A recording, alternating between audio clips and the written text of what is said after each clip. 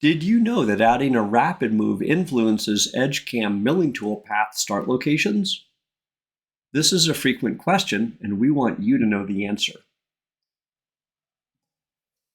The mill demo for this tech tip is a second milling op. There's face milling that's already been built, and then a smaller tool does some roughing outside the part component, starting off material and removing everything possible. And then we're going to move on to doing some pocket roughing using the same cutter. I'm going to create that tool path using knowledge-based machining.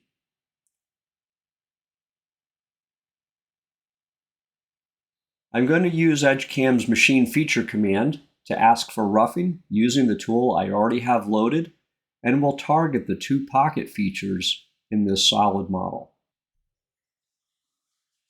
The automatic tool path is built very quickly, and in for a closer look, you see one roughing command for each pocket. The helical entry is appropriate, but the start position is at the edge of the pocket. While there's nothing wrong with that, my preference is the center. And so I'm going to insert before the first pocket rough and build a rapid move and put in Y0 coordinates, which is the center of the block.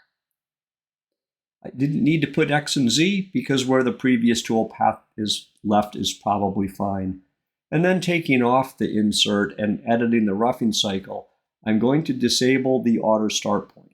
We're going to come back and explain more about that at the end of the video. Notice that now the roughing tool path begins the helical entry in the mid of the pocket. Perfect, that's exactly what I want. So let's use drag and drop to quickly copy the rapid move and then repeat the same minor adjustment to the roughing tool path that the automatic machining built for us. Edgecam's roughing cycle is capable of traditional and high-speed roughing. So when we choose the high-speed waveform strategy, the control page provides access to the waveform options. These are important.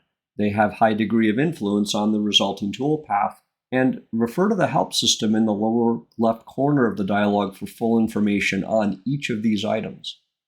In this case, auto start point. Normally we want that set because this option allows the cycle to choose the best place to enter the stock.